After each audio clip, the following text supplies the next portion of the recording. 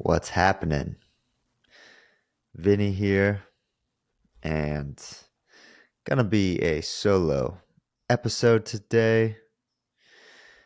Tried to record with Greg, and the Wi-Fi just wasn't having it. And we took that as a sign from the universe that it wasn't gonna happen today, and maybe we should just have a chat instead. And what came out of that was truly beautiful. I think something that we both needed. I cried, which I often do with Greg. God damn it. That's why we have this podcast, because we wanted a place to document what it's like going for your dreams, what it's like trying to live a life that you are proud of and that you truly love. And I came into the episode today that I thought we were going to record with the concept in mind of it's not supposed to be easy. And it hasn't felt very easy lately, trying to figure all this stuff out. Um, just turned 30, and man, so grateful for where I'm at. You know, all these gifts I've been given, just being able to live my life in this way. But still, there is this pressure that I got to figure shit out. That you got to be successful. That you got to have your career sorted and making money and stuff. And man, I've been hard on myself. That's why I cried. I needed a release, and crying with a friend, that often brings it out of me. It's hard sometimes to cry alone, but once I start talking about it with one of my best friends, the tears start flowing. And man, what a release it is. Highly recommended. If you feel like you need to cry, call a friend. Give them that gift of watching you cry. No, but it is a gift to help your friend cry. It's usually me, the one crying, but we were just talking about what we're feeling and where we want to go with the podcast and why we're doing it and stuff. And we'll come back to that. But I just felt like I have this fear that I don't know where I'm going in life and I'm not going to go anywhere. And what does that mean? Like, it feels natural to say that I'm scared that I'm not going anywhere, because to go somewhere, it seems like that means advancing.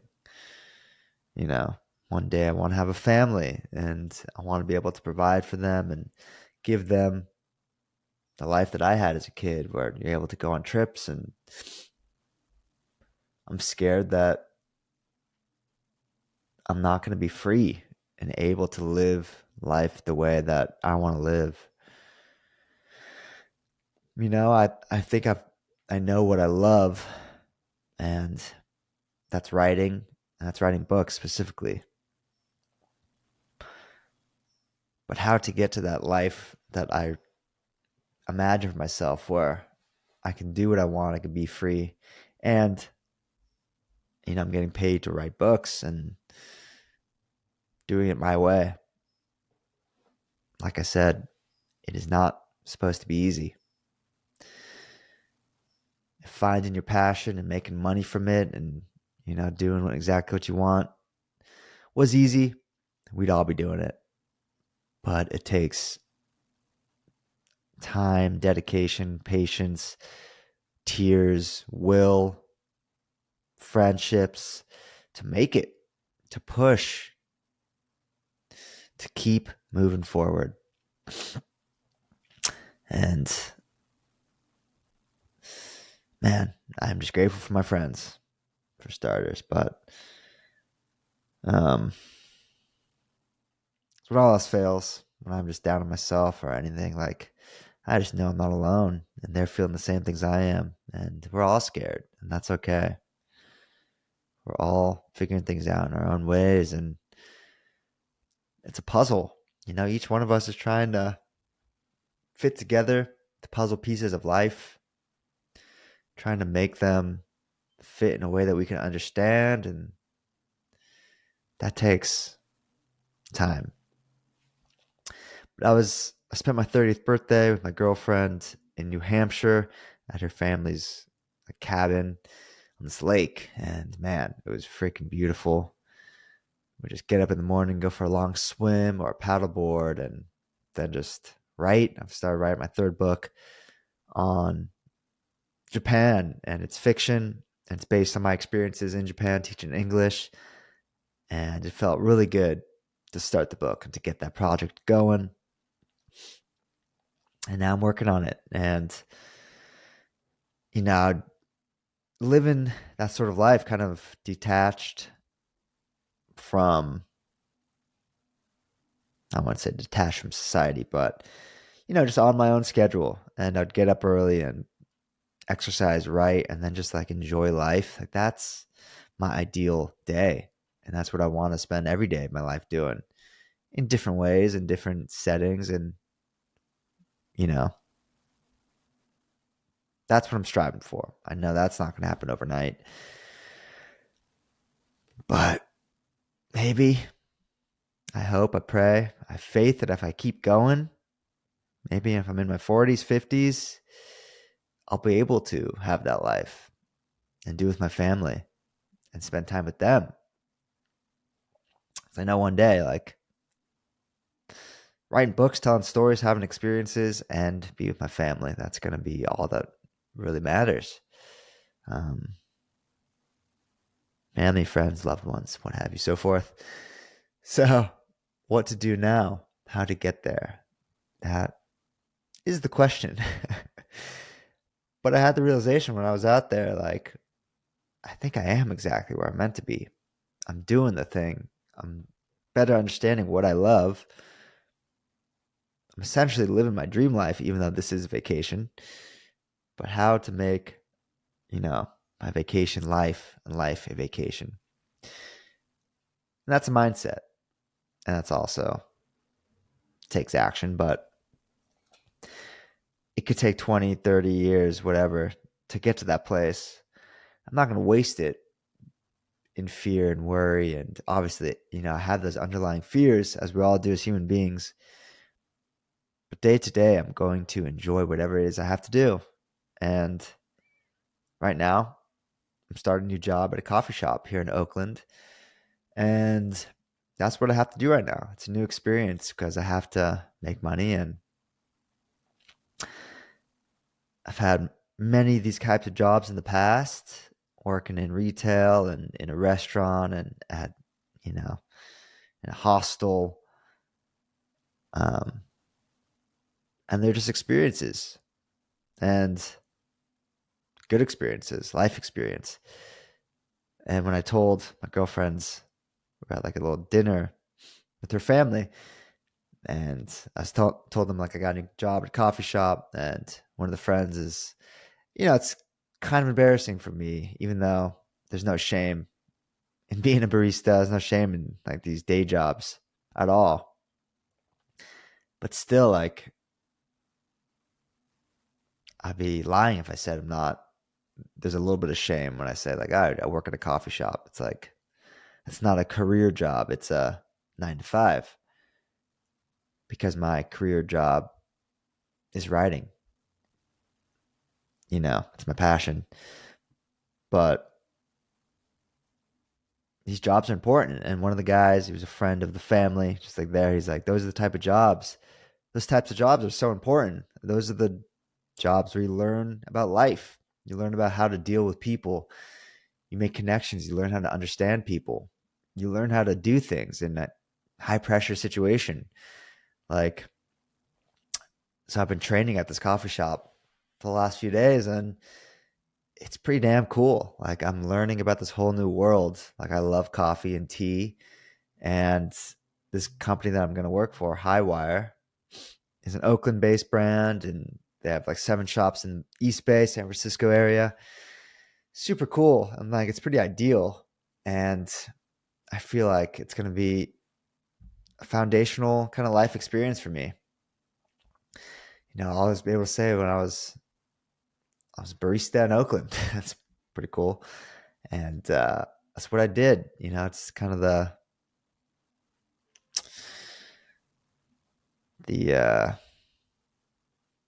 doing what I have to do, and but I'm learning about this new world. It's interesting. It's a whole new skill set. Making espresso and made my first latte today. Learn how to do latte art, and I was pretty awful. My latte art looked like kind of like a manatee or maybe a sperm whale.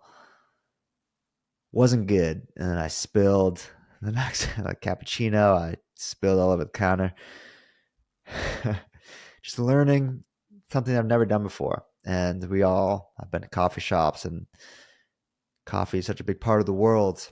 And I thought just how something I was told working in the restaurant industry, when the managers is like, I think everybody should work at a restaurant at some point, because we all go to restaurants and you see what it's like behind the veil.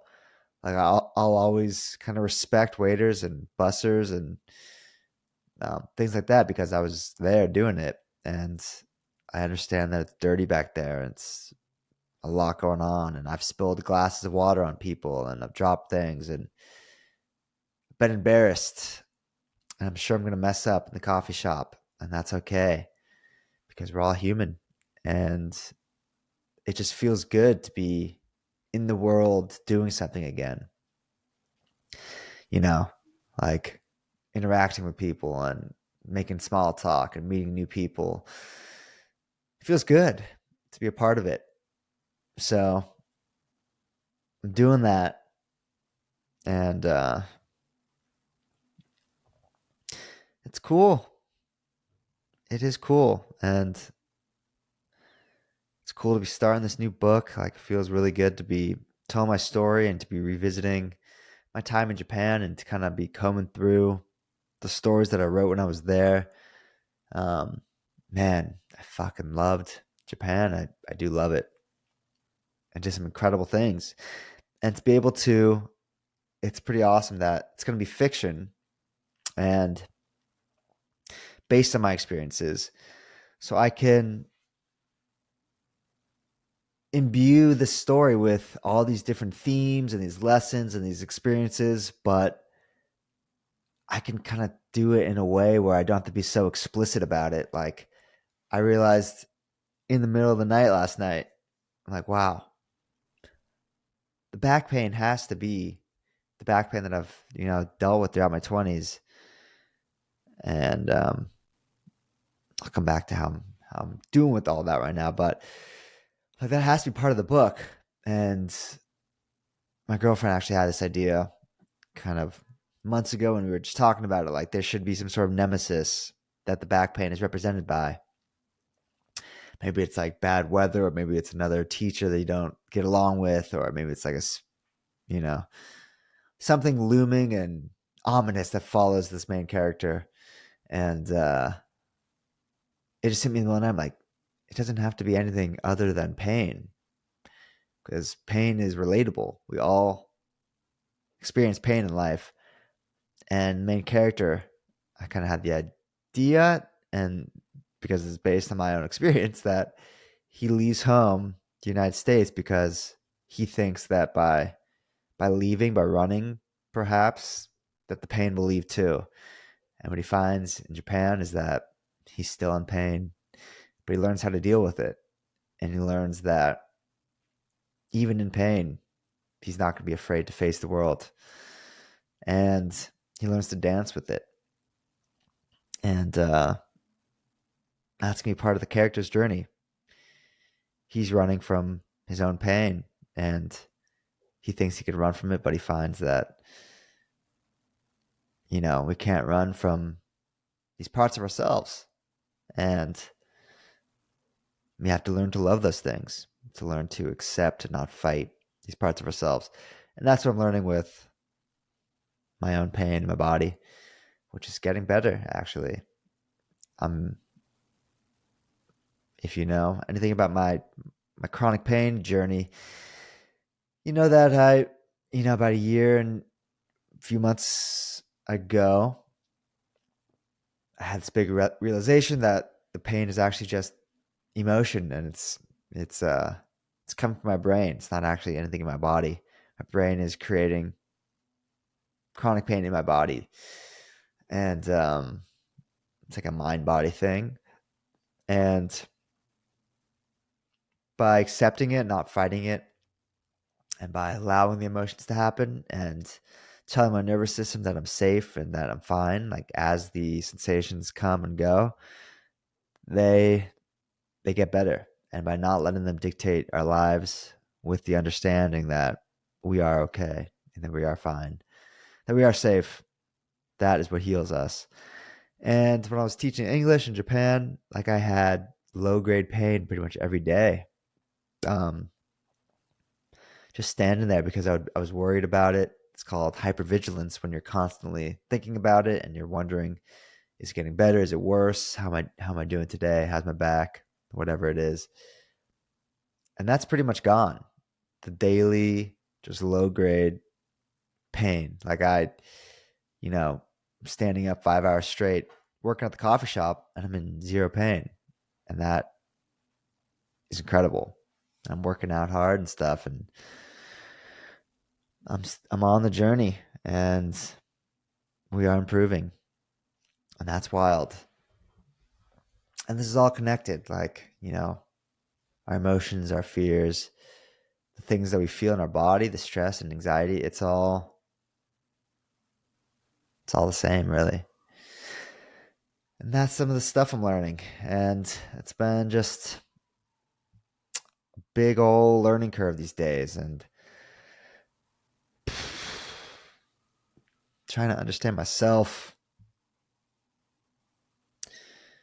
my own insecurities and fears, and I'm also just trying to have a good time with my friends. That's important. And life is good. Life is good. It's beautiful. It's freaking beautiful. And me and Greg, just talking about what we want out of this podcast and everything. We've been doing this for over 5 years in the same way, same style, and both of us are a bit at our wits end with it. It's we just don't know exactly what we're trying to get out of it anymore. So we're having the conversation of what we want to do, and I think we're going to take a little break just to reevaluate and see how it feels, because we were just talking about like who are the people that we'd love to have, like who's our Mount Rushmore of guests that we want to have on the show, and we're both like, I don't even know, like I don't really care. I don't. It's not like there's I don't have 5 people that have been on every other podcast, like 5 famous people who I'm like, oh, that would be the dream to have them on the podcast. Like, what does it mean to come on, episode goes out, and it's over? You interviewed them. What are we trying to get out of that? What I thought of was like, I like this. I like being able to just talk and tell a story and, you know, tell what we're going through. Like, share what it's like on this journey. And that feels good. Like, talking right now feels good. And I hope people are getting something out of it. And,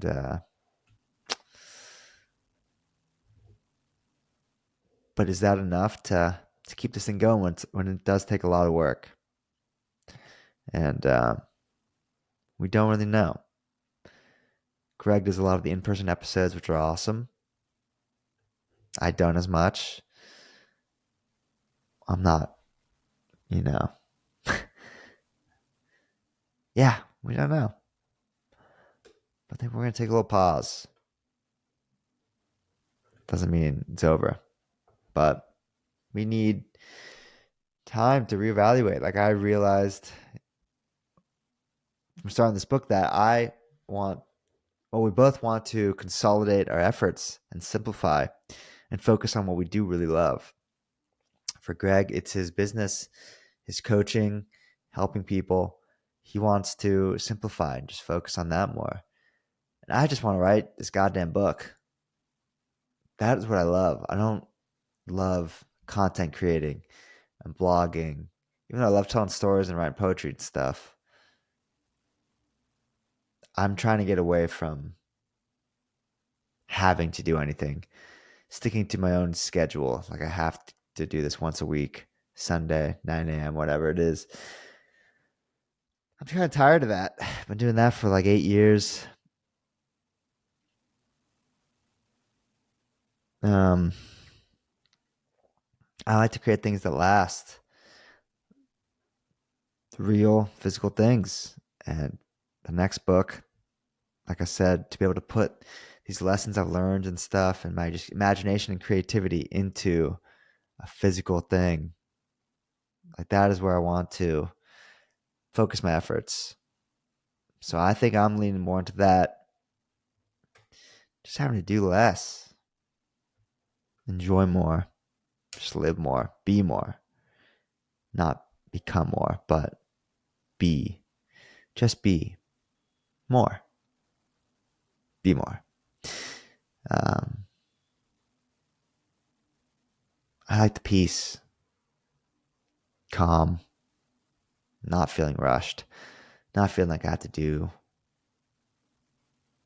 or be more than I am. I want to let life unfold, and I'm here for it. I just want to chill, and we totally can. As I sort of alluded to earlier, it is a mindset. This feeling that I have to accomplish or I have to get these things done or I have to get somewhere. Like I said, I feel like I'm fearing that I'm not going somewhere. What the hell does that mean? There's nowhere to go. Getting existential with it. Buckle up. There's nowhere to go.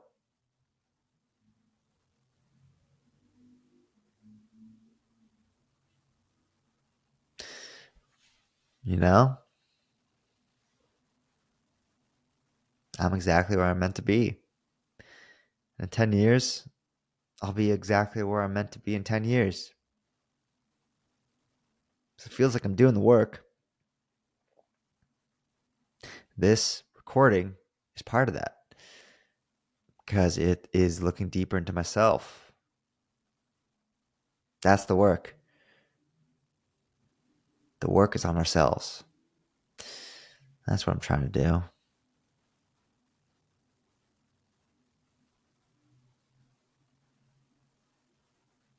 The work is on ourselves. And I think it was good for both of us just asking why we're doing it. Why are we doing it?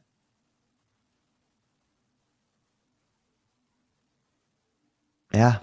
But anywho, man, life can just feel crazy. And we can't do it all. We can't do it all. It's all fluctuating up and down. And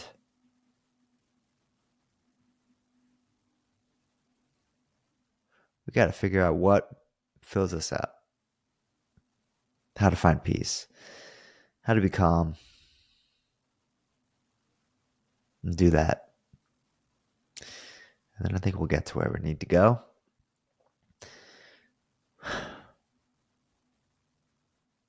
Cool.